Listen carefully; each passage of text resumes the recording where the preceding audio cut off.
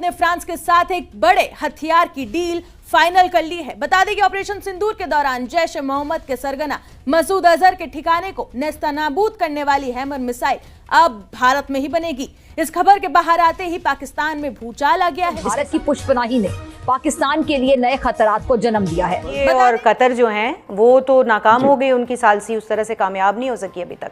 ये फ्रांस का सबसे आधुनिक air to ground smart bomb है। पहले ही जो इंडिया का डिफेंस बजट है वो हमारे ओवरऑल बजट से कैपेसिटी हमारे से कहीं ज्यादा है एज कम्पेयर टू अस। उनको इंसेंटिव देने की या एक बार्गेनिंग चिप के तौर पर ऑफर करने की जो उनकी पोजीशन ऑफ फाइनेंशियल स्ट्रेंथ है वो बहुत ज्यादा उनको लीवरेज देती है। एक और खबर सामने आती है जी कि अफगानिस्तान और इंडिया आपस में तजारती ताल्लुकात को बेहतर करने वाले हैं।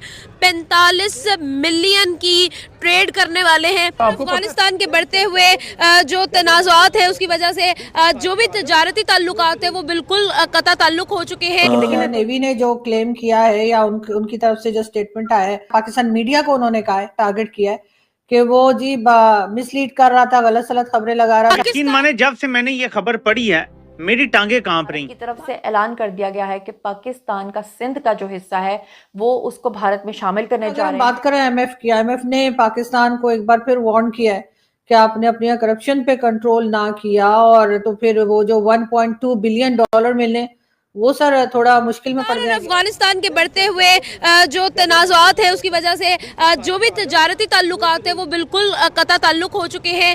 राइट नाउ जितने तजारती सफ़र थे और जितने तजारती ताल्लुकात थे वो ख़त्म हो गए हैं। एक और बात यहाँ पर की जाएगी कि डेफिनेटली पाकिस्तान काफ़ी ज़्यादा फ़ायदा जो है वो उठा रहा था अफगानिस्तान की प्रोडक्ट्स के थ्रू और दोनों तरफ जो है वो रिलेशंस काफ़ी बेहतरीन थे। इन रिलेशन और क्लैशेस की वजह से राइट नाउ एक और खबर सामने आती है कि अफगानिस्तान और इंडिया आपस में तजारती ताल्लुकात को बेहतर करने वाले हैं।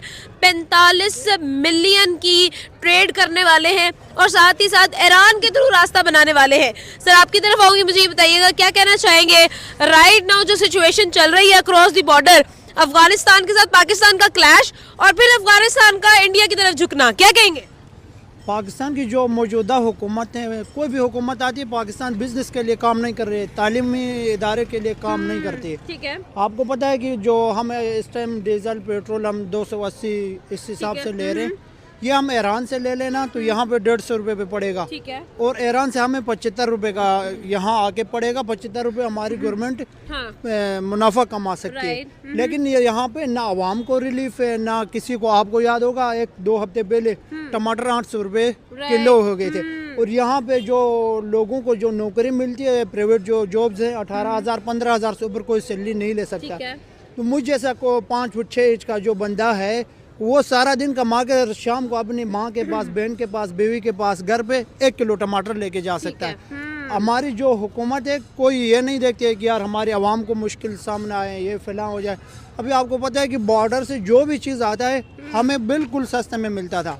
अब हमारी हुकूमतें जो है ना कोई भी चीज़ है हमें गंदी चीज़ें प्रोवाइड कर रहे हैं। जैसे गंदम था उधर यूक्रेन और उसकी जंग में जो फसल तबाह हुई, शहबाज शरीफ साहब ने वो लाया। यहाँ पे ये है कि कोई भी मिनिस्टर आता है तो वो यही सोच रहा है यार 5 साल करूँ, उसके बाद उससे पहले उसका कोई ना कोई कज़न, भांजा, बेटा ऐसे लगता है। फिर वो तब तक वो 5 साल ख़त्म होने तक वो डीसी बन जाता है। फिर वो अपने ज़िले में अपनी हुकूमत बना रहे हैं। अब यहाँ पे पॉलिसी बिल्कुल नहीं है। आप देखो इंडियन हुकूमतें हर कहीं पे बुरी होती है, हुकूमतों के हर किसी के ऊपर इख्तलाफात होते हैं। अब इंडिया कहीं से इंडिया अगर यूएस से डील कर रही है तो बिजनेस के बारे में डील कर रही है। वो ये देख रही है कि यार हमारी गुर्बत को कैसे ख़त्म करें। सबसे बुरी बात है गुर्बत, भूख में। अभी कह रहे हैं पाकिस्तान में हालात धमाके हो रहे हैं, फैला हो रहे हैं। आप भूख ख़त्म कर लो। भूख की वजह से कोई भी इंसान पागल नहीं अपने सेने में बम लगा के उड़ के 2-4 बंदे और उड़ाए। अब भूख ख़त्म होगी, ये सारा निज़ाम ख़त्म होगा। हमारी जो भी इकोनॉमी है, अब देखो आईएमएफ ने जो हमारी रिपोर्ट जारी की उस पर 5300 अरब रुपए के करप्शन है। ठीक है, अब बात यह है कि अफगानिस्तान से इतना माल आ रहा था, इतने लोग बेघर हो गए। यहाँ पे जिनकी प्रॉपर्टी थी वो भी बेघर हो गई। जहाँ पे हमारे पाकिस्तानियों ने अफगानिस्तान पे पैसे लगाए थे, कुछ ऐसे थे ड्राई फ्रूट के कारोबार पे लगाए, किसी ने गाड़ी की स्मगलिंग, सुपर पार्ट। अब ये कह रहे हैं स्मगलिंग ये फिलहाल ये ड्रग्स नहीं बेच रहे। अगर आप अखरोट बादाम पिस्ता जो भी चीज़ लाते हैं, कपड़े लाते हैं, तो यहाँ तक भी हमारी हुकूमत कह रही है ये स्मगलिंग है। ये कोई स्मगलिंग नहीं। आप जाओ किसी और मुल्क में उधर या उनकी तरफ से जो स्टेटमेंट आया है कि जिस वक्त ऑपरेशन सिंदूर जारी था तब पाकिस्तान जो है उसकी तरफ से या पाकिस्तान मीडिया को उन्होंने कहा है, टारगेट किया है कि वो जी मिसलीड कर रहा था, गलत सलत खबरें लगा रहा था। क्या कहेंगे आप? उन्होंने कहा जी जो चाइनीज एम्बेसीज हैं उन्होंने इंडिया पाकिस्तान क्लैश का फायदा उठाया और उन्होंने Pakistan's use of Chinese weapons to down French Rafale fighter jets used by India also became a particular selling point for the Chinese embassies. ठीक है। और जी फ्रेंच इंटेलिजेंस ने ये नोट किया कि चाइना ने डिसइंफॉर्मेशन कैंपेन शुरू की ताकि फ्रेंच राफेल की सेल रोकी जाए और इसके अपने J-35 एंड कुछ कहा जाए और फेक सोशल मीडिया अकाउंट्स को प्रोपेगेट किया और एआई वीडियोस बनाई एंड और उसके डेब्री दिखाए एंड ऑल दैट। लेकिन सर अगर हम बात करें आईएमएफ की, आईएमएफ ने पाकिस्तान को एक बार फिर वार्न किया है कि आपने अपने करप्शन पे कंट्रोल ना किया और तो फिर वो जो 1.2 बिलियन डॉलर मिलने वो सर थोड़ा मुश्किल में पड़ जाएंगे। क्या लग रहा है कि ऐसा हो सकेगा? दूसरा आईएमएफ ने ये भी कहा है कि जी ये जितने बड़े बड़े लोग आपके यहाँ बैठे हुए हैं ना, चाहे वो कहीं से भी बिलोंग करते हो, चाहे मिलिट्री के हों चाहे सिविलियन हो, सबके जो एसेट्स हैं सर वो डिक्लेयर किए जाएं, पब्लिक किए जाएं। होगा ये? देखिए पहली बात तो ये है कि मेरा ख्याल है कि ये जो ताकतवर लोग जहां भी हों सबके एसेट्स आने चाहिए, डिक्लेयर होने चाहिए, पब्लिक को ट्रांसपेरेंसी होनी चाहिए।